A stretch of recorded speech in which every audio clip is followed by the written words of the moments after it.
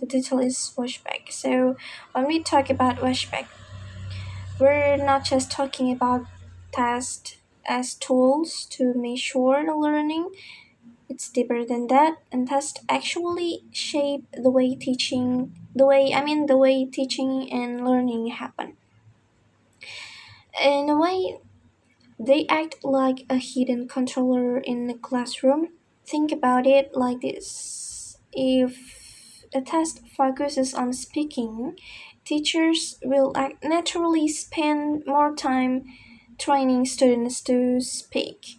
But if the test is mostly multiple choice grammar, then the class often turns into drills and memorization, right? So the test doesn't just check learning, it quietly decides what kind of learning matters.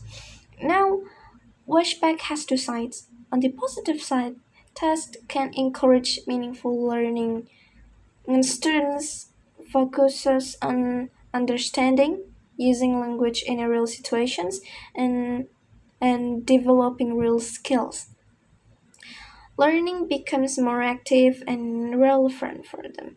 But on the negative side, everything becomes task oriented. I mean, students start chasing scores instead of understanding.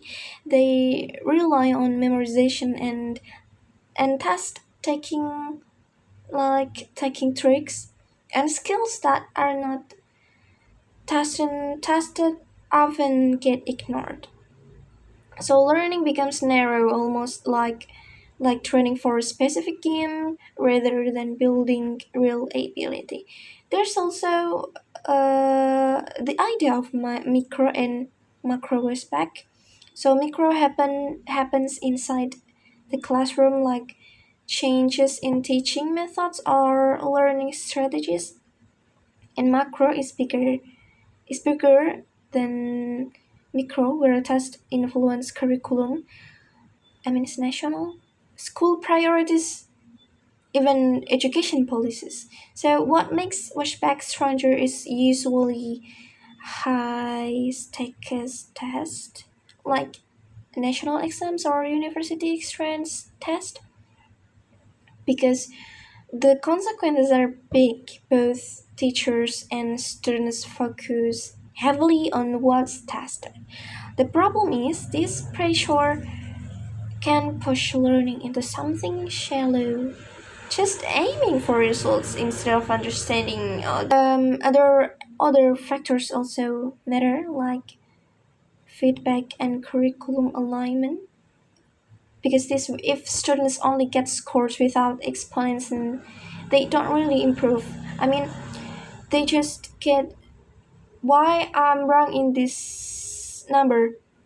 So they have a question every day. I mean, like they will thinking about it all day.